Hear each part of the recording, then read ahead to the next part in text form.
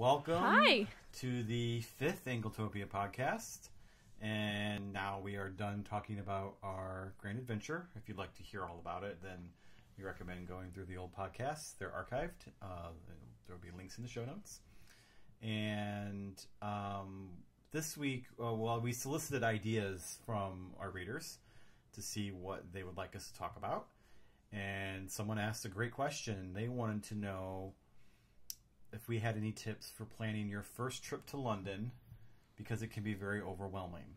And we completely agree with that. It can be very overwhelming because you're planning a trip to a foreign country, and as much as it seems like Britain is like the US, it's not. And so it can be very intimidating to book a trip there when you have no frame of reference for anything. So our goal with this podcast is to kind of distill that down and to give you some confidence when you book your first trip to London so that you have a good time. So we should probably talk about our travel experience. Yeah, we've got a lot of them. Yeah, well, like our overall, like high-level travel experiences. We started traveling to London together to Britain in 2004. I started traveling to Britain in 2001 with my mother, and then when we met and were getting engaged, we started traveling there. Every spring break while we were in college, we did the irresponsible thing and used our student loan money to go on trips to London, and I consider that seed money in Anglotopia, because all the experiences we got from that helped us found Anglotopia. So thank you, U.S. government. Thank you, U.S. government, for those cheap loans that we're still paying off. Yeah. So oh boy. So since then, though, I've been to Britain 18 times in the last 15 years. I believe you are 13 or 14 times. Yeah. Because there were a couple times where I had to go without her for various reasons, usually involving a little baby. How dare they schedule a royal wedding 3 weeks after you were supposed to give birth? How dare they? Didn't they consult us? So, we've spent months cumulatively traveling in Britain over the last 15 years. And really over different times of the year as well. Yeah. So we've been very lucky that we've been able to be over in just about every season now. Yeah, we've been there every season, almost every month, really. Yeah. Yeah. We like to think we know what we're talking about. Well, I think it's impossible to know everything there ever is to know about London. But we could at least share some of our experiences, some of the things that have been great successes for us and we've had a really good time, and then other things that have really been pitfalls. Yeah, we've had lots of terrible experiences and lots of wonderful experiences. And that's the thing with this advice. This is advice from us based on our travel. So someone else might say completely different things, and with travel, it's very opinion-based. Agreed, and I think that it depends on your level of adventure and activity and how you want to travel. Like, we have a massive amount of respect for those who choose to backpack. You know, that is like my sister, like, she loves to stay in hostels, thinks it is an amazing experience. You get to meet people from around the world, and she's right, it is, but I like a room to myself, and I'm very lucky to be married to my travel partner. So keep in mind, we're sharing experiences in the way that we like to travel, and granted, that's changed over the years. Yeah. When we were in college, using that college money, to say we were on a shoestring budget is really something. We were once on a trip where we were so broke. Our last night, we literally only had coins in our pockets. Like, this sounds like poor us, like you're in Britain. But, that's a scary proposition to be, like, there with. So we went and found a greengrocer, and, like, we bought a couple apples, and we had fruits and veggies for dinner that night because it was super cheap to do. And so, but we want to give tips so that doesn't happen. Yeah, so we've traveled every type of travel. Yes. Not every, but most. Most. I mean, we've done the budget. We've done just the run-of-the-mill. And we've also done the higher end, mostly thanks to times that there was one time we won a contest, and so we like stayed in the Hilton Park Plaza. That was like probably... Was it Park Lane Hilton? The Park Lane Hilton in London. Gorgeous. For free. That was great. Thank you, British Airways. Thank you, British Airways. But like that was probably the nicest hotel we've stayed in. I don't know. Hazlitt's is different. And it's nice, but it's different. Like, you ask me any day of the week, and I'm going to tell you Hazlitt's. Sorry. Okay, well, we'll talk about that a little bit. So why don't we kick off on, like, where to start? So let's say you've decided to go. Okay, yeah. Let's say you've decided to go to Britain, and if it's your first trip, British people are going to hate me telling you this, and they're going to vehemently disagree because British people they know how wonderful their country is, so they want you to see every part of it, and that's just not possible when you're an American tourist coming over for a short visit. And so, or if you don't really have a lot of experience traveling, because if you're not willing to drive, that really limits you what you're going to do. And so we kind of recommend that if it's your first trip, you should stick to London. Central London. And I can hear British people, our British listeners, yes. screaming yes. in agony. We understand. We do. We like, there is so much more to England yes. than London. But London is a great introduction to Britain. Yes. It's a very international city. It's a very international city, but also a very British city. And it gets you used to Britain. Yeah. And it lets you get your bearings, your British bearings. You learn how they kind of do things. You learn how to communicate with people there. Culture, customs. Culture and customs, because there's more to see and do in London in a lifetime than you could possibly ever do. So we recommend sticking to London for your first trip and then maybe doing a day trip or two, depending on how adventurous you're feeling. And we'll talk about that in a minute. But we think that if it's your first trip, keep it simple. Yeah. Just do London. You will not be bored. You will not be bored, and more than likely, this will not be the last time you're there, and you're going to want to go again and again, because going to Britain is like a drug that you want to keep partaking in. It's great. You're going to want to go back. You know, we like to say when we have post-trip depression, what's the first thing we do when we get off the airplane? When we get home, we start planning the next trip. So don't feel bad if you want to keep it simple and stay in London, because there's so many more opportunities in the future for you to do this. So, yeah, London first. Well, even that being said, even if you don't get the chance to come back, London is a world-class city. I mean, with New York and Tokyo and Paris, and there is so much to do in London.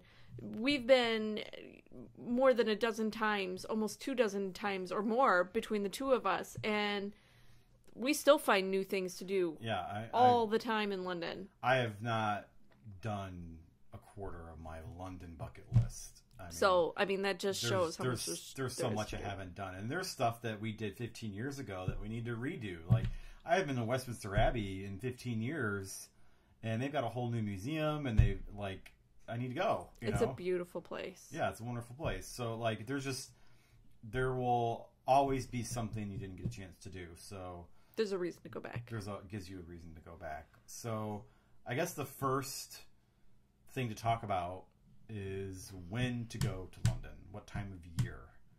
And the easy answer is any time of year is the time to go to London. No. I'm sorry, I respectfully disagree. Well, we'll give both of our hot takes, and then you can pick. So I really like what are known as the bumper months. Sorry. So summer is high season, and yes, it is beautiful in the summer, but everybody knows across the world that London is beautiful in the summer, and so they want to be there, and it's close quarters. A lot of things are not air conditioned. It's hot. It does get very hot. We had an experience traveling where, I was newly pregnant, and we were staying in a beautiful flat that didn't have air, and for holds in heat. Yes, and for I swore while I was pregnant with our children, I ran 10 degrees warmer the entire time, and I was miserable. So I like I said, I love the fall. If you can go in the fall, like November is gorgeous. It's not too cold yet. It's in the 50s and the 60s. It might be a little rainy, but that's what you expect out of London, and foggy, and it's gorgeous, and the colors are great. But if you can't do the fall, early spring is really nice. I've been there most in early spring, like late February through March is same kind of weather, kind of mid 50s, 60s. Not as much rain, but you'll still get some rain. So that's my choices. Not don't go May, June, July, or August. I wouldn't do it. But that's my opinion. Yeah, and I kind of pretty much agree with you. Oh, hey, how about that? London in the summer is beautiful, but like we said, it's hot, it's crowded. That's when all the other tourists are there from around the world. And some tourists are more annoying than others, and it could be a real frustrating travel experience when it's crowded and hot. And the London Underground gets really hot in the summer, and it's actually a real legitimate problem because the London's clay holds in the heat more so than you would think. Oh, it's underground, it would be cool. Well, it's not, because of the geology of London's clay. It holds in the heat, so it gets really sweltering hot in the tube. They hand out bottles of water, they have fans going, but it's you're literally packing thousands of people into a system, into Victorian infrastructure. So it's hot, it's crowded, and it's expensive. And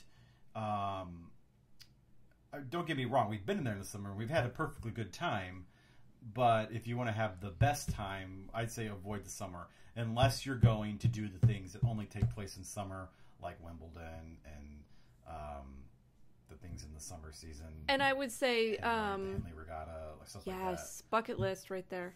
So I'll just roll up on Georgiana Mall's back lawn and be like, hey. But I do not really know the Clooney's. So I'm with her on the bumper seasons. We've done most of our London travel in between January and April, and they say, oh, well, the weather's so dreary in London in the winter and in early spring. And, well, yeah, it can be, but it's no drearier than Seattle or the Midwest. And the Britain has a maritime climate, so they're warmed by the Gulf Stream coming up from the Gulf of Mexico. So their winters are much more mild than our frame of reference, the Midwest. So you don't even need a heavy coat in the winter and spring months there. Mm-hmm. You might get wet. You probably will get wet. Bring a travel umbrella. That's like a level up expert tip. Bring a travel umbrella. I think we went last year right after Christmas. It was sunny every day. We didn't rain at all. We had a great time. It was cold, though. It was cold, but by proper Chicago standards, cold. Now, it wasn't below zero or anything like that, but I needed a full coat. So, London in the autumn is beautiful. Hyde Park and St. James Park and all the parks are stunning. Yes. And because of that Gulf Stream warming, their autumn lasts longer. It lasts well into December. It's so beautiful. So you can go if you went for Thanksgiving weekend, it would still feel like autumn there, and it wouldn't be that cold. In fact, that is one of my most favorite times of year to go. We once did a Thanksgiving weekend. Yeah. There, and Thanksgiving is my most favorite holiday, but I had so much fun I didn't miss it that year. But it's also a very popular time for Americans to go because they get the holiday off. So true, you'll find more of your fellow countrymen at that time of year. True. So I think we've covered when to go. Yeah. So avoid high season. May through August. If budget is your goal, bumper season or the winter, except for the 2 weeks around Christmas. Well, and we didn't say that either. Is that bumper season is way less expensive. Yeah, I mean you'll spend half as much on airfare in January as you will in June. Yeah. Sometimes even more. And if you're using airline miles, it's much easier to get a rewards booking in the off season than it is in the summer. So, absolutely. So we've covered that. So the question next is, how long do you go? Well, the treaty between the U.S. and the U.K. allows Americans to visit Britain for up to 6 months at a time. Before you gotta go home. And go home. However, if you show up at immigration, say you're coming for 6 months, expect to see the room with the purple chairs and get lots of extra questions. You should probably explain what the room with the purple chairs is. One of our favorite shows is UK Border Force. And we're those people. I hate to... It's like our guilty pleasure. Yeah, where they, like, profile the Border Force and fly on the wall. And whenever someone has a problem, they go in the room with the purple chairs. Yeah, so like, if you show up to be in Britain for 6 months, you better have a means to support yourself. You're not allowed to work. You better bring your bank statements with you and your return ticket. Yeah, no joke. They will want to see that. And if you don't have it, they're going to send you on the next flight back to the last time we came through the UK border at the airport, like, there was a college student with her parents, but she didn't, like, have an American college student, but she didn't have all of her proper documentation. And they were just doing their job at the border, so well done them. But they were grilling her, like, she had to get documentation out, and, like, they were just doing their job. But, like, so don't really plan to go for 6 months unless you, like, it takes a lot of planning. Even when we went for 5 weeks in 2012 or 2013, we got a lot of questions. They asked some questions. And then when I went last summer to the writers, I went 2 years ago to Oxford for the study abroad program. It was just for a week, but they had to see the letter from the university. They had to see my return ticket. They like to tick every box. But I want to say though that please don't let this intimidate you in any way. If you are going just on a vacation, they're gonna just for a week or two, you're gonna be fine. I mean, just. Abide by their laws, you're fine. So, we've done London in all different lengths of time. You can do a long weekend, but it's not enough. No. It's not, like, if you left on a Thursday and came home on a Monday or Tuesday, it's just not enough unless your purpose is to go for one or two specific things. And I think that... Let's be honest, there is some serious jet lag if you're flying from the continental U.S. Yeah, it's going to take you a day or two to adjust. And most of the flights arrive from the U.S. in the early morning, and you're already jet lagged, and you have to wait around for your hotel, so you lose the whole first day. So well, you can if you don't know how to plan for it. If you don't sleep on the flight, I mean, that's a whole other conversation. Yeah. But, so I would say the minimum you should go is a week. Yeah, 7 full days. 7 full days. I would say ideally go for 10 days. For your first time. I think a week is enough for your first time because it is such an immersive experience, and it is. I mean, although we speak the same language, we don't. It is. Do not expect to go and it be like America, the prequel, because it's not. It's a completely different culture. And I found the first couple of trips that I went, I was almost like culture fatigue.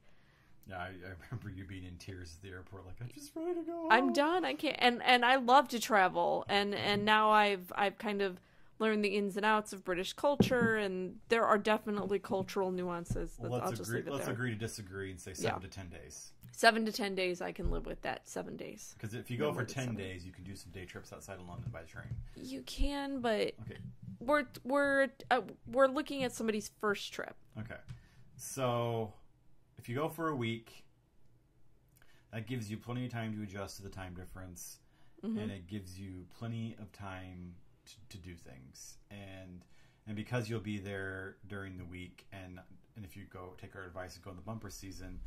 Like, if you go during the week in the middle of the day to all these attractions, you're not gonna have to wait in line. The museums will be pretty much empty except for the occasional school group. Like, it's great.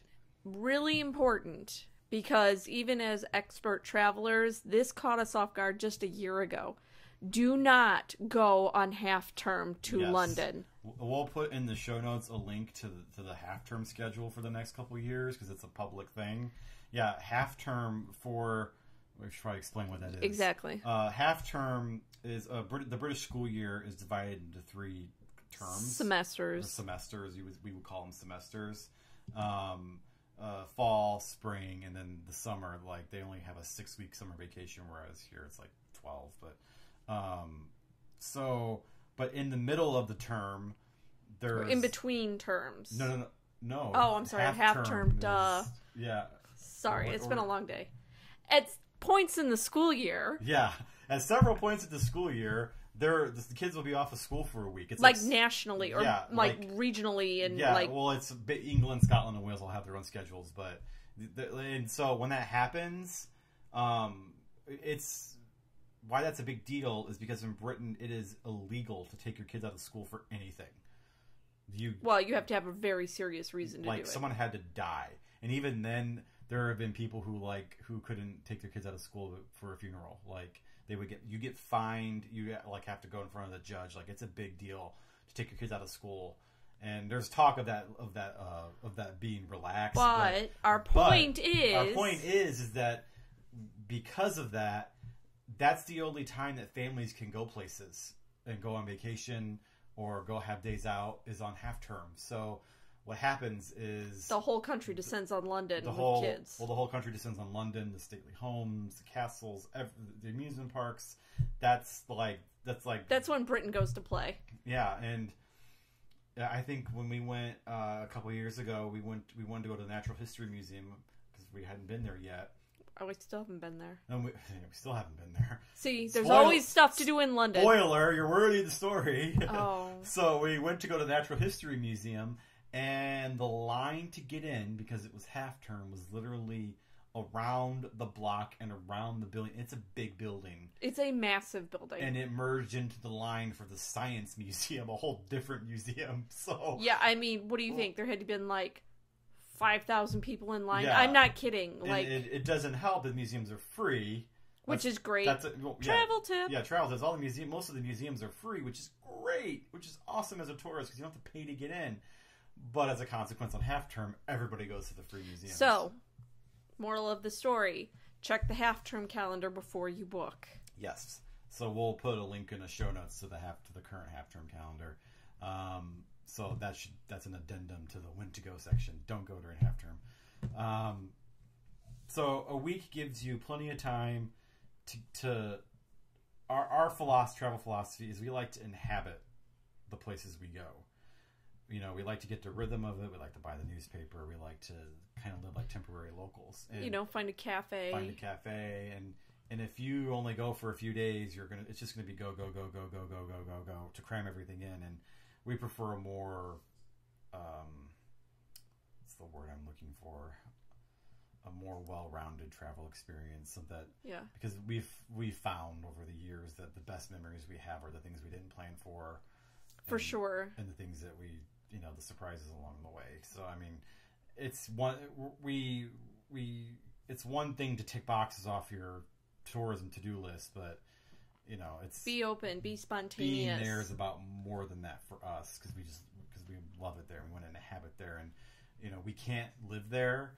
So when we're there, it's our chance to live there. So we try to be posers about it and try to live there. So as for what to do in that week, I would say, and you might have a different opinion on this, but because we've gotten a lot older than we were when we were 20 years old doing this, I would say plan one big thing in the morning, one big thing in the afternoon, plan a nice lunch somewhere, and kind of leave it at that, and maybe do something in the evenings like a show or a concert. You don't want to... You can certainly do more than that because London's compact and you can ride the tube everywhere, but you don't want to overdo it. And if you don't have leisurely time in there, you're just going to be going from place to place to place, and you're not really going to be seeing London, especially if you ride the tube everywhere, because you're just going to see tunnels. Well, in a lot of ways, I agree with that. I don't disagree with that. But I think back to, when we were in our 20s, how we traveled. I mean, we would literally get off the plane and we did not stop till we got back on the plane. And a lot of times when we go for business, it's the same way. And I feel like we lose out sometimes on some of the fun things we have.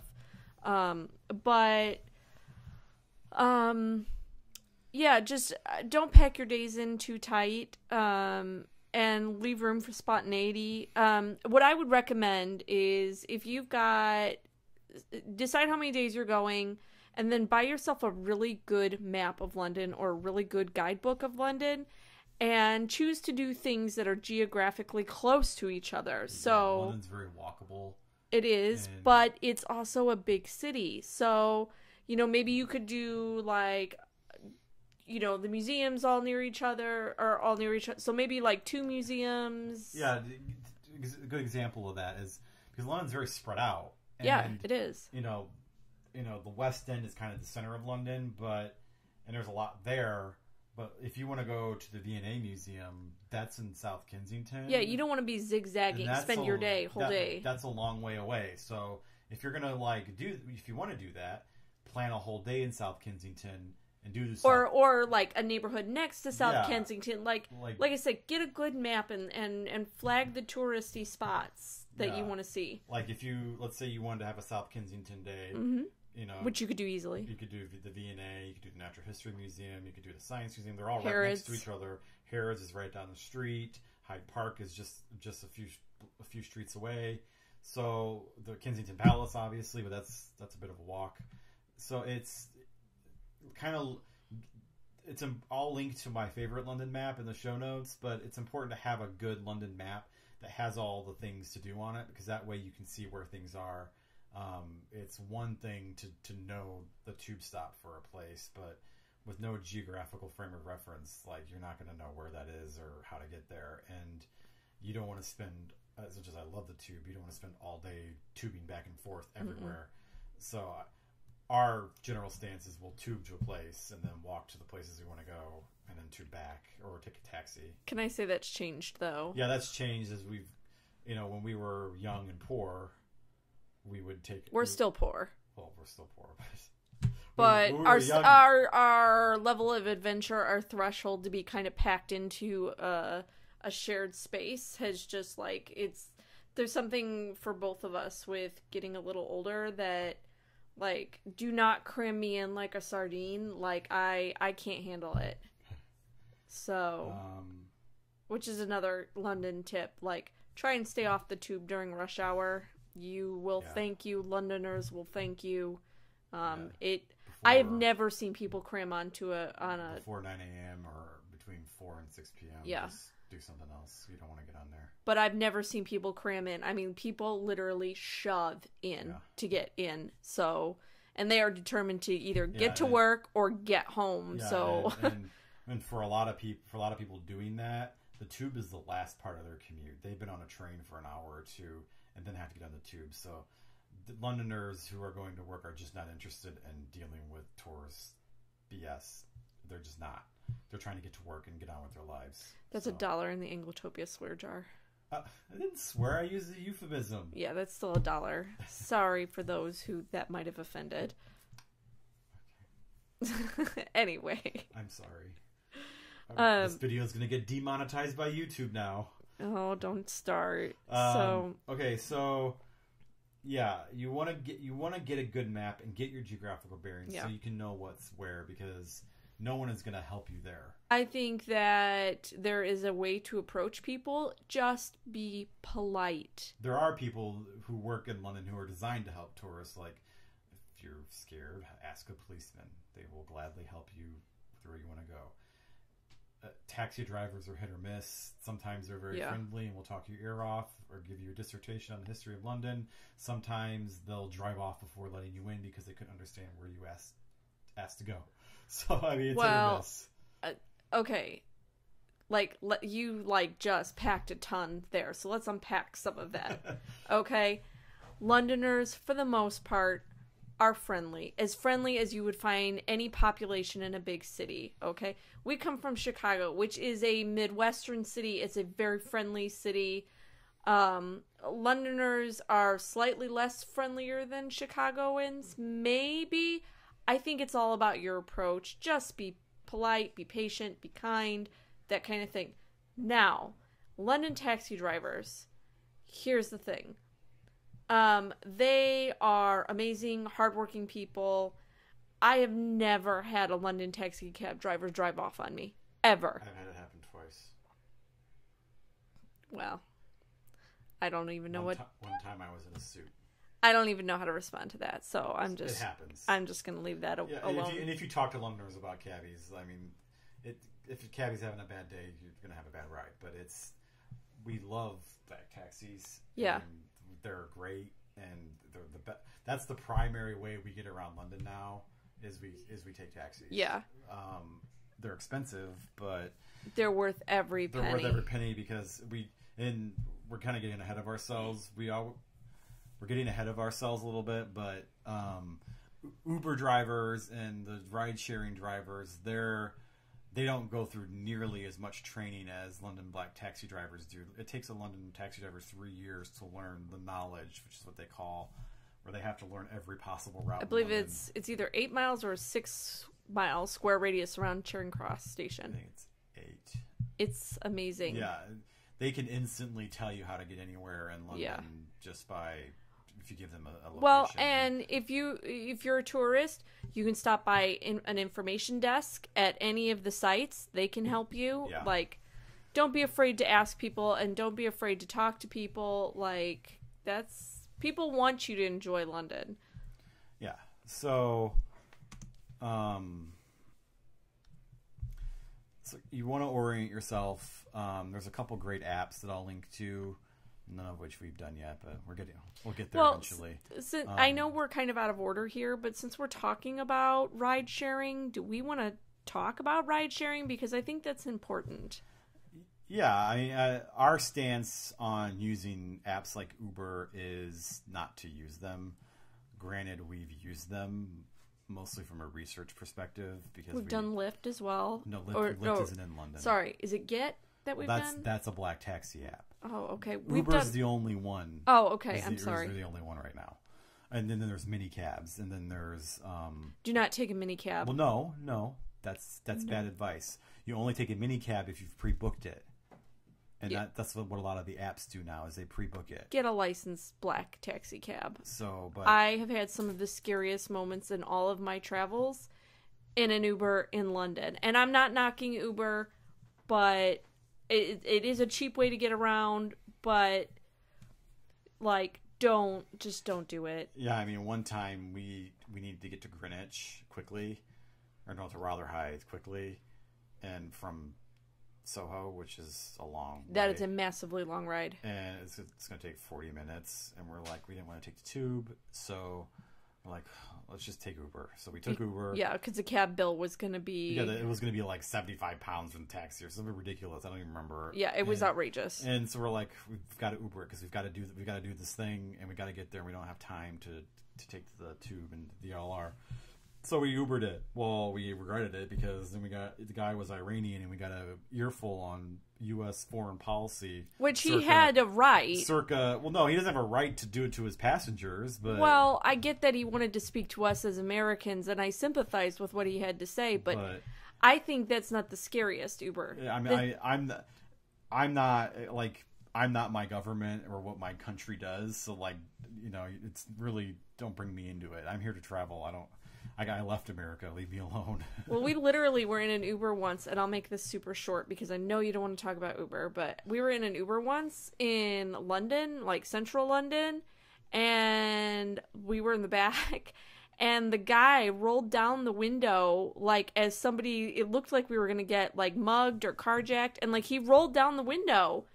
And, like, it completely freaked me out. And then, people were doing drugs in the street. Like, we were in a really rough part of town. And then he, like, ran somebody off the road. Yeah, like we literally got out of the Uber. And we walked back into Hazlitt's. And I was like, where is the bar? Like, and I told John then and there, I will never take an Uber again in London, ever. Now, that's not to say, I'm sure there are excellent Uber drivers in London. But it's just not for me.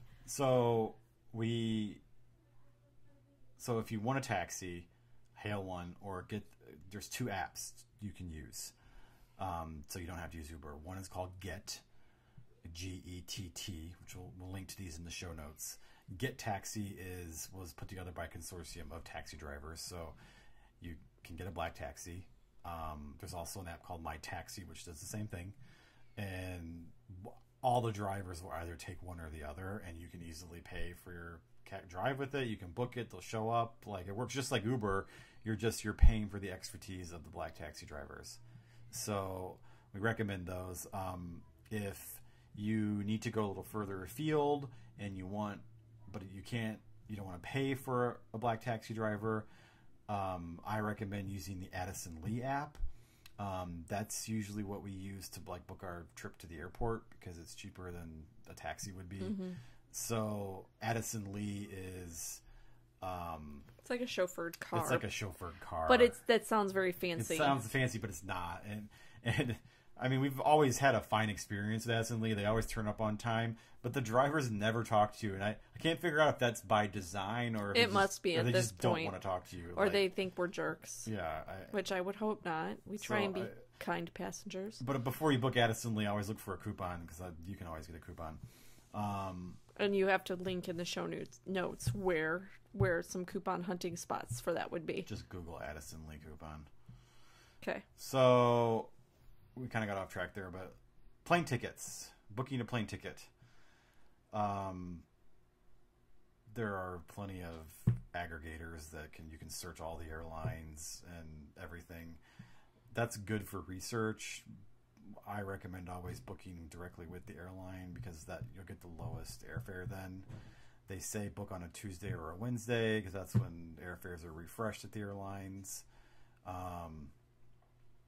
If you book bumper season midweek, you should be fine. I mean, we just posted earlier this week, British Airways is having a sale. They were practically giving away round trip airfare to the UK right now. I mean, it was like $5.69. I think that's the round trip, probably the cheapest I've ever seen it. Well, since we started traveling, yeah. I mean, it was cheaper back in the early 2000s, but I mean, it was $5.69 round trip from New York. It included 5 nights at one of the worst hotels in London, but don't name them. The airfare was so low that like you could just book the vacation and stay somewhere else. I mean, it was so cheap. Like, yeah, and we the reason I say don't name the hotel is we've done a similar deal, and stayed at said hotel, and it was by far one of our worst London hotel experiences. Yeah, I guess we can segue into hotels. I mean, it's pretty easy to find a cheap plane ticket. Side note too about plane tickets. So in a lot of ways you pay for what you get. Yeah. That being said, if you are able to push the boat out a little bit and buy a seat in a higher cabin, if you can go business, our best flying experiences have been business because you can sleep. Most people can't afford it though. Well, and let's be honest. And we got free upgrades. So British Airways has always been really, really generous to us, and British Airways didn't like pay for us to say any of this, but we've just had really, really good experiences with British Airways. You flew American once, but I think you went north, didn't you? Yeah, to Manchester, and it was fine. You had a decent experience. Yeah. British Airways is not a sponsor of this podcast or our website. We have a relationship with them. Yes. It's mostly PR based because like they'll invite us to events and stuff, but so they're not like paying us to talk about them. But right. Other than the one trip I took to Manchester where I flew American, which I still booked through BA because they're in a code share, we've always flown BA, and that's kind of the way we like to roll. BA is not the cheapest, usually, but we know what to expect. You get a truly British experience from when you step on the plane. Exactly. When you step on the plane, you've stepped into Britain. Yes. And that when you're seeking a British experience, that's what you want. And we've always had good flights with them. We've had terrible flights and good flights, but their customer service has always been fantastic. They have good customer service. They're very responsive on Twitter. They're very nice. They're very kind to us. Like we say, we always tweet them on Twitter, and they'll respond to us and say have a good flight. Yeah, or like we've asked about we came home one year as O'Hare was getting a massive blizzard, and I tweeted them before we left because we were down in Dorset and it's a bit of a trek to London back to Heathrow before we kind of set out on our journey and going, hey, is this flight actually going to happen tonight? Like, not in a bad way, just like, are we going tonight? Are we not going tonight? And they were uber responsive, and they were like, yep, show on up. We're heading out in a couple of hours. We're like, okay, we got to get in the car. Yeah, and it's depending on where you are in the U.S., you're going to have to fly a different airline. I mean, British Airways flies to most of the major cities, and they've started in recent years flying to the second-tier cities, the smaller cities. Like, they just launched Nashville. They're launching Charlotte this year, I believe, North Carolina. So, I mean, you can fly direct from BA from most of the major hubs, but, you know, like if you live in Atlanta, a lot of people like to fly Delta. We've never flown Delta transatlantically, so we can't say whether they're good or not. We'll just say, and we'll move on because I don't want to talk about this the whole time. British Airways is our preferred airline to fly when we go, just based on experience. Yeah, and like she said, you get what you pay for. If there are plenty of budget transatlantic airlines now, like Norwegian and WOW, but you literally get what you pay for. And in some cases, it's just a seat, and you have to pay for the carry-on. Like, it's you have to pay for food, and you have to pay for the food. And for a lot of people, that's fine, but that's not the way we like to travel anymore. And if I would do it in a pinch if I needed to get to Britain right away, and it was the best way I could get, I would do it. I'm not snobby about it. But when I'm going to spend a couple $1,000s to get us there for a business trip, I'm gonna stick with what I know, which is British Airways. And, you know, but like I said, I've flown American transatlantically. It's fine, especially on their newer planes. You know, I think United flies to Edinburgh, which we might try soon because we'd like to go direct to Scotland. Yeah. But we've never flown United transatlantically, so. We're going to move on, though, to hotels. Yeah. So choosing a hotel is the most important choice. It really is. You have to make, because that will gauge how much you enjoy your trip. And when we first started traveling, it was a lot of what's the cheapest hotel we can get. But the problem with that is that there are a lot of crappy hotels in London. Scary. You say crappy, I say scary, terrifying, run. No, not really, but...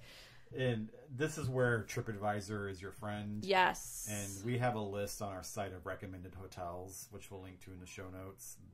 That's kind of our... We have recommendations for different budget tiers, but generally we would suggest stick to the major hotel chains. Yes. But not the domestic British ones. Like, stick with a Marriott, a Hilton, Holiday Inn, you know...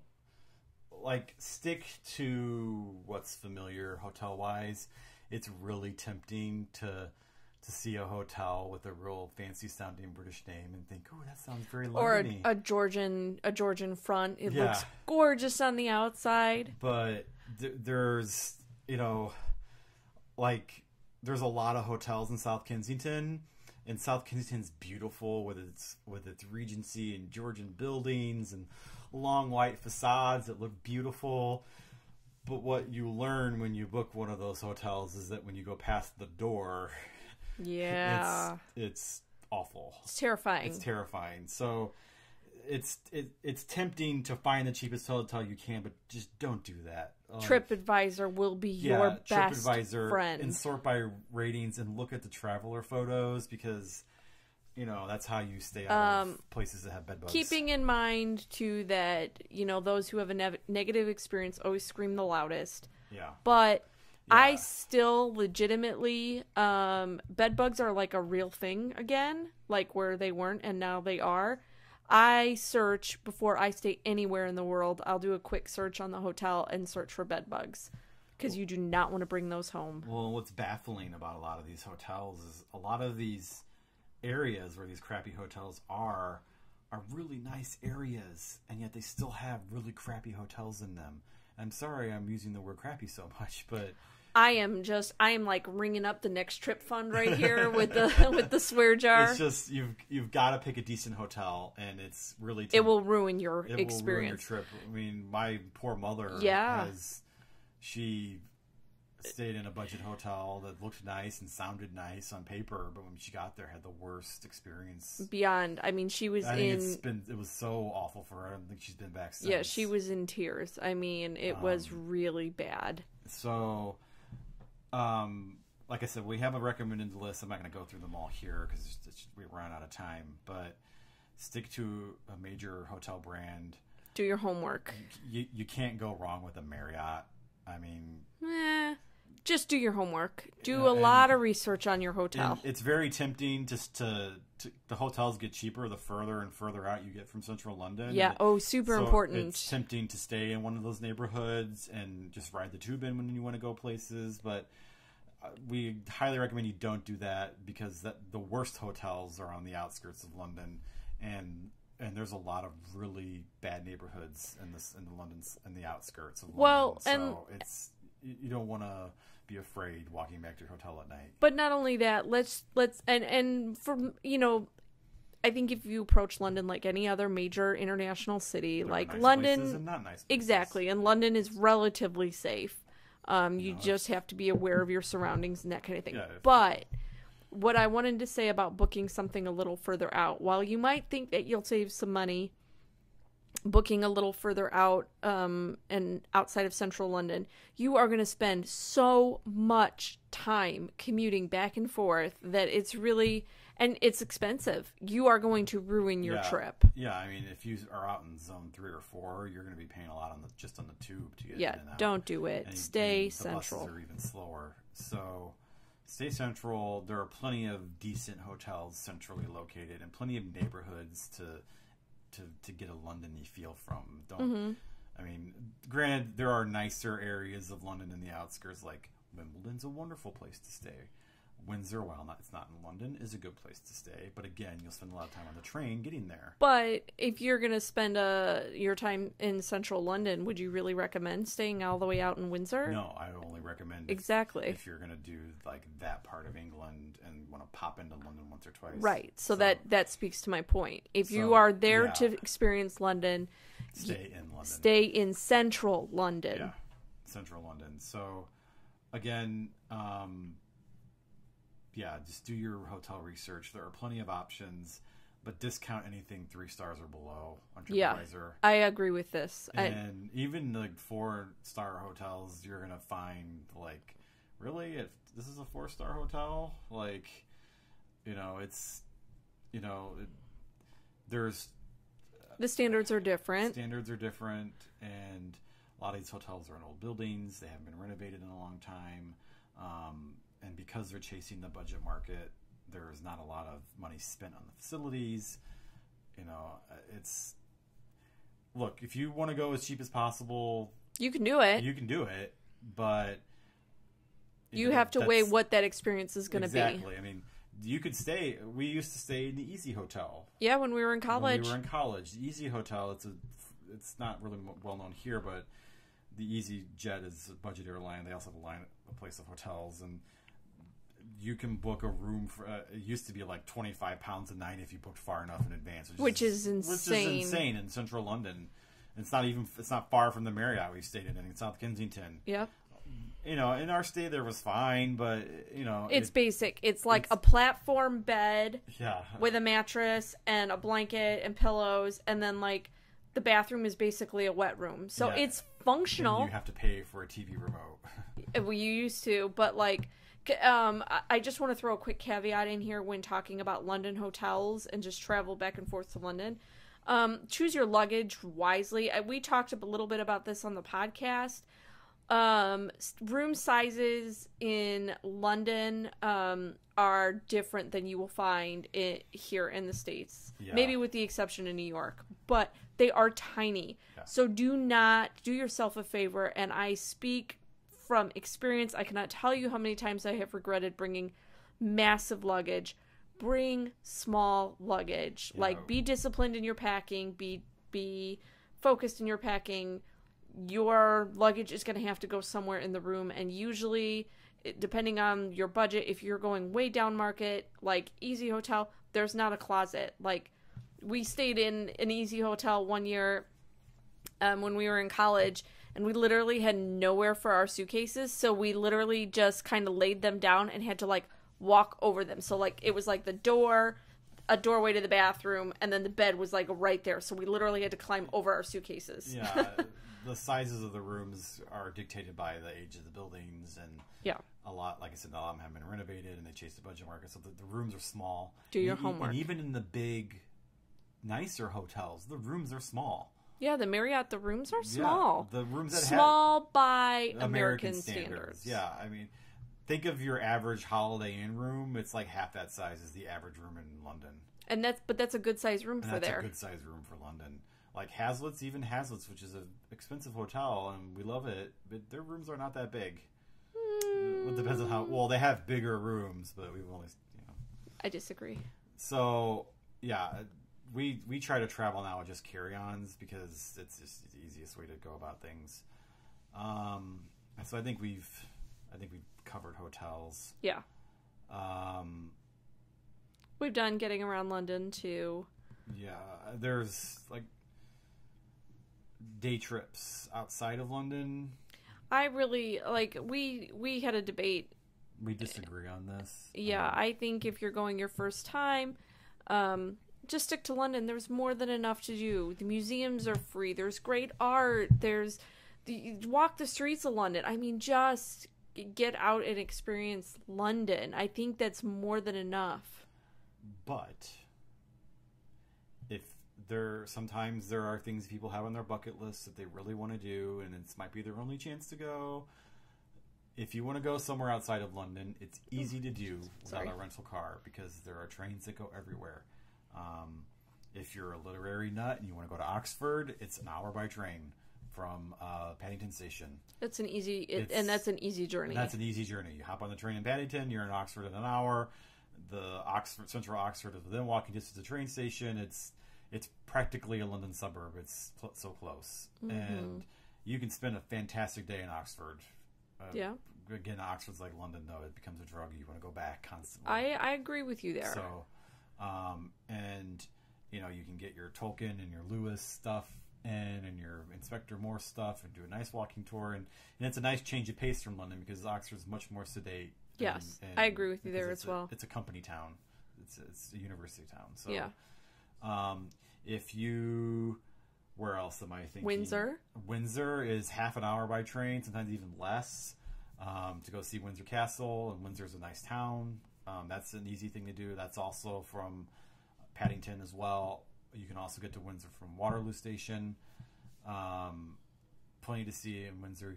That's a nice day out. You can actually do Windsor in the morning and come back and do something else because it's so close.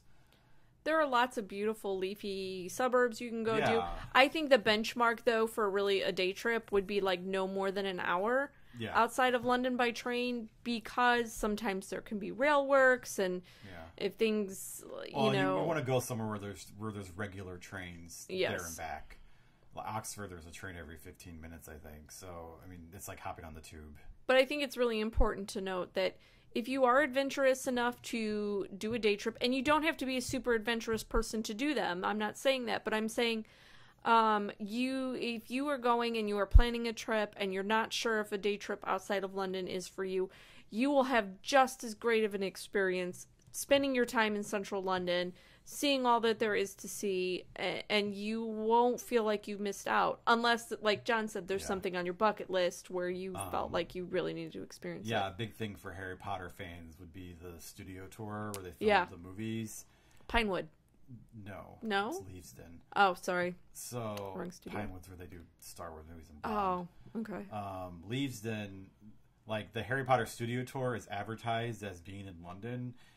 It's not in London. It's in Leavesden, which is outside the M25, I believe. So which in our mind is... Yeah, the M25 is the circular road around London that is kind of the unofficial barrier of Greater London. There's exceptions to that, obviously. But so they call it the Harry Potter Studio Tour London, but it's not in London. No. So if you want to do that, that's fine. There are plenty of buses, dedicated buses to take you to and from there. You can get there on your own. But that will take all day. That's a day trip. Yeah. So, you're going to take at least an hour or more to get there. It's going to take you a few hours to get through it and an hour or two to get back. Like that's an all-day thing. Mm-hmm. Another nice day trip, if you want to go to Chartwell, the home of Winston Churchill. That's less than an hour from London, but you got to take a train to Sevenoaks, which is like a leafy suburb, and then you have to get a taxi from the train station. Like it's not close. But there are apps. There are apps, and it's easy to do. And the bigger stations, it always have a taxi rank, and it's you just tell the driver to come pick you up in a couple hours. What other cities are within an hour?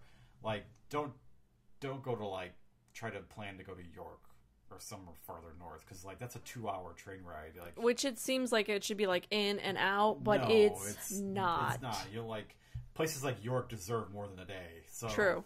I would say, like, don't set your sights to go further afield like Bath. that. Bath is a great day trip. But that is literally going to be a very full that's a whole day. Because yeah. It's an hour and a half by train. So we're kind of breaking our rule here, but like literally no further. Yeah, no further than that. So Bath is a great place to spend the day. That's your mom's favorite. Yeah, but it's an all-day thing. Yeah. The West Country is great.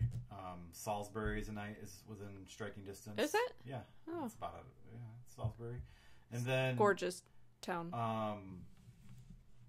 People always ask us, can you go to the Cotswolds without a car? And it's like, you can, but all the cute Cotswold villages don't have train stations, and you don't exactly want to be like in the back of a black cab going, take me here and take me here yeah, and take me. So it's going to get expensive. You either need to do the Cotswolds on a guided tour or have an excursion take you. We have recommendations on our website, or have a car. That's the best way to see the Cotswolds, because the Cotswolds is huge. Like, I remember we made a mistake thinking, we'll drive from one end of the Cotswolds to the other. That's a long drive. So there's a reason why it takes 2 weeks to do the Cotswold way. British miles. Yeah, British miles. So there are plenty of day trips you can take. But, I mean, you could even go to Paris if you want. But that's also... We did that. Paris is 2.5 hours now with the channel, with the high speed line. You will need to bring your passport for that, because you are going into another country. Yeah, but that's a really, really long day. Yeah, Paris deserves more than a day. I think that if you're like, I'm over here, I have to do that. Like, I have to go. My recommendation would be to leave early the morning that you want to go. Stay one night in Paris and then come back the next day. Yeah, I think we left on the first train out at like 4 or 5 in the morning and came back on like the last train out, and that was just... We were shattered. And we were what, 19, 20? Yeah, we were 20. Yeah, that was crazy. You did. He surprised me and took me to... It's funny. He woke me up. We were staying in this London hotel, and he woke me up like... I don't know, like at 3:30 in the morning, but like his alarm was late or something, and he was like, babe, you gotta get up, get dressed, like hurry up, and I was like, what, is the hotel on fire? What is going on? Like, what? I do not rouse easily. Lots of caffeine is needed, and yeah, it was a surprise he was taking me to Paris for the day, but anyway. This is not Frankotopia. So, how about, we're just about at an hour here. So do you like want to talk about like maybe your top 2 things? I was going to do guidebooks real quick. Guidebook recommendations. Okay. Like ready, set, go. Guidebooks. Okay. The Rick Steves London Guidebook. Buy it. That's the best one. Okay. Also, buy our guidebook. 101 London Travel Tips. It's on Amazon. Search Anglotopia. Shameless plug. If it links in the show notes. The Lonely Planet guide is great. So is the Rough Guide.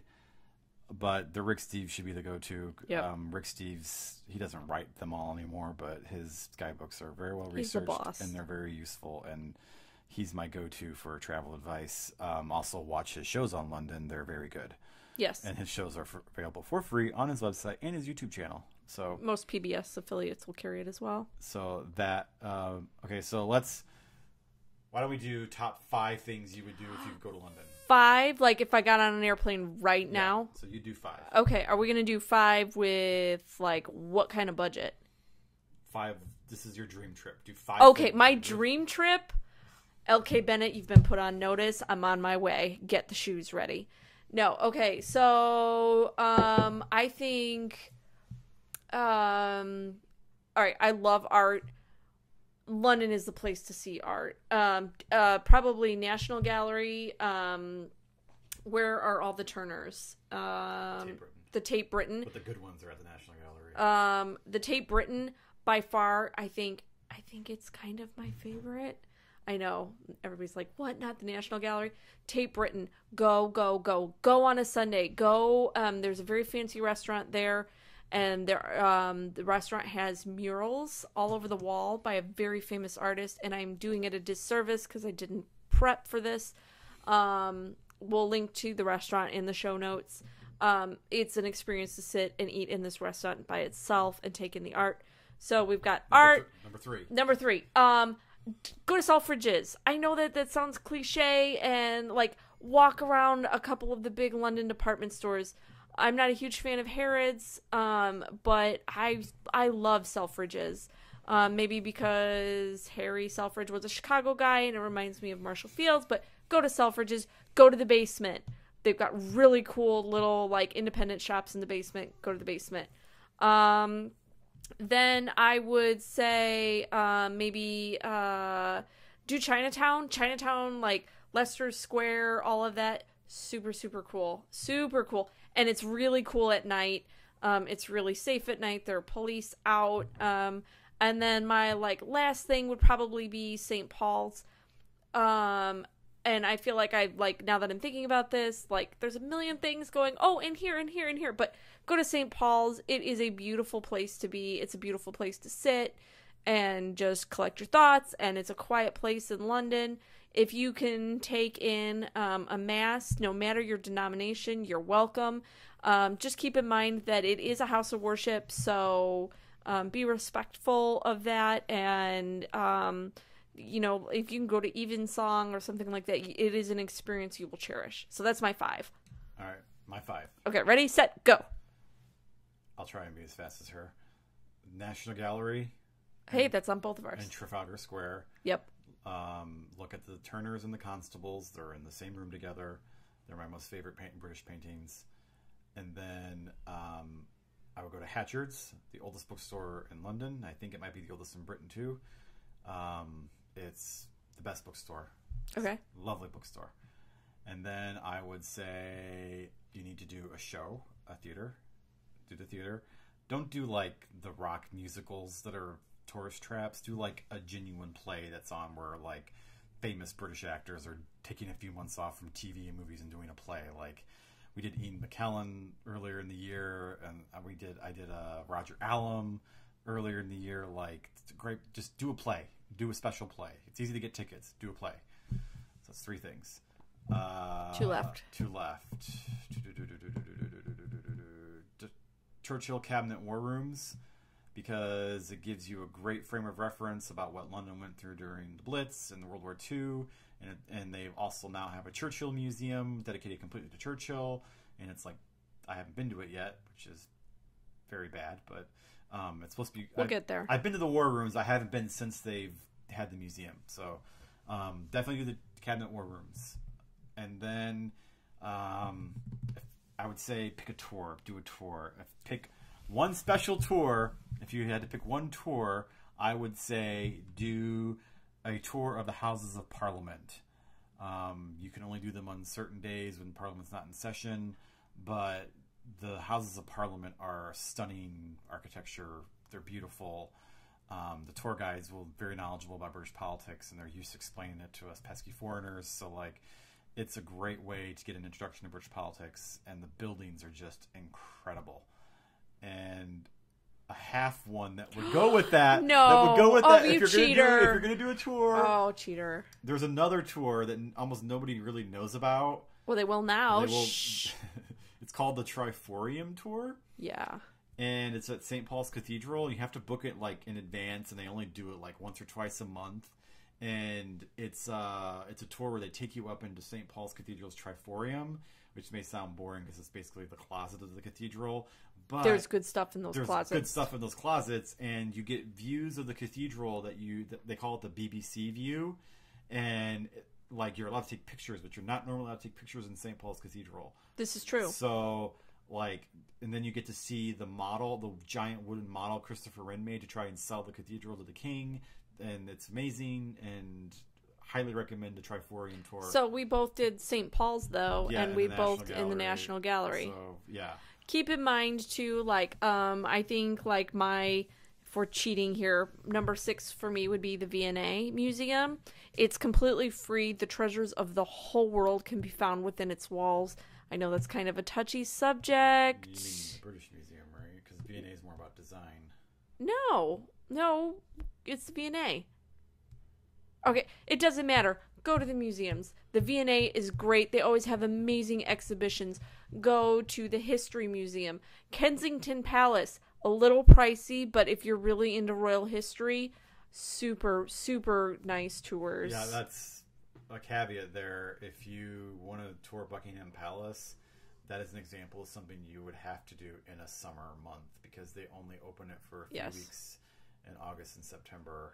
Or I think it's from late July to like early September when the Queen isn't there. Which I can't blame her that she doesn't want the whole world to traipse through her living room while she's watching telly. She goes to Scotland. So. I know she does. But yeah, definitely do a palace. Kensington's usually the one that's open most. And it's central in London. It's easy to get to. So.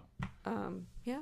Yeah, so I'm sure you will now have more questions about planning your first trip to London than you started with, so I'm sorry if this was no help. We are happy to answer questions, so feel free to email us or leave a comment, and we'll try to answer your questions. We're not a trip planning service, but we like to be as helpful as we can. And go through our backlog of trips that we've done. We've really done the good, the bad, the ugly. And if you go to I'll put it in the show notes as well, but there's a main page on Anglotopia called Tour Operators. And we didn't really talk about guided tours and going on a tour instead of going on your independently, but there's a great roster of companies that we've worked with for years on doing guided tours so that if you don't want to jump in yourself. Yeah, these are the best companies to work with. And then the one at the top, which is Across the Pond Vacations, they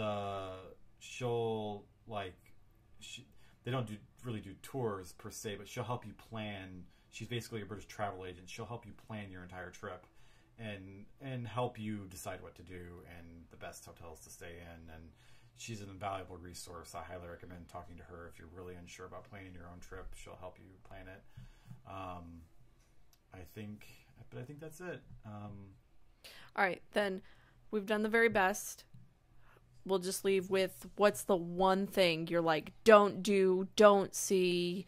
And we're not meaning to like call any specific attraction out here or anything like that, but what's the one thing where you're like, nope. I'm going to cheat and say I'm going to link in the show notes to our list of tourist traps. Don't go there. Okay. Because places like Madame Tussauds and the London Dungeon, oh, you've named them. I've named names. Let's just say they're not your cup of tea. They're not my cup of tea. I don't want a phone call from Madame Tussauds. There's long lines. They're for tourists. We prefer more heritage and... It's so hard to talk about this without sounding like a snob, but we prefer real history and real heritage. But if you want to go, something that's designed to be an amusement park. But just because it's not our cup of tea doesn't mean that it's not for everybody. No, these places exist for a reason. They are very popular. They are very well reviewed. The mic is going to hit you shaking your head, by the way. You will most likely have fun if you go to these things, but they're not things that we would do just because that's not the kind of experience we're seeking to have when we're there. And I suspect I need to do them just so I can... You are so going to get letters. I have the list on the website. No one ever writes me letters. I'm just saying. Okay, so I would say the one thing that to be leery of, pay attention / bad experience. If there are so many great places to eat in London, when I first started traveling to London, I felt like I would starve to death, because the food is very different, but it is nowhere near the bad rep that it gets. But my very first night in London ever, we went to an Italian restaurant that looked okay. I was young. I didn't know any better. Bella Italia.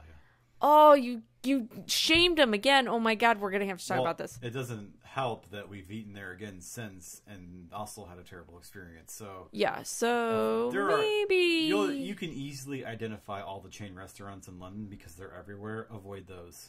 Yeah, I ended up with food poisoning, which was like my first night in London. That was really, really, really awful. But you just, like you would choose a restaurant here at home. Like, if it looks dirty, leave. Like, they say the bathroom. Go look at the bathroom. If the bathroom's filthy, no.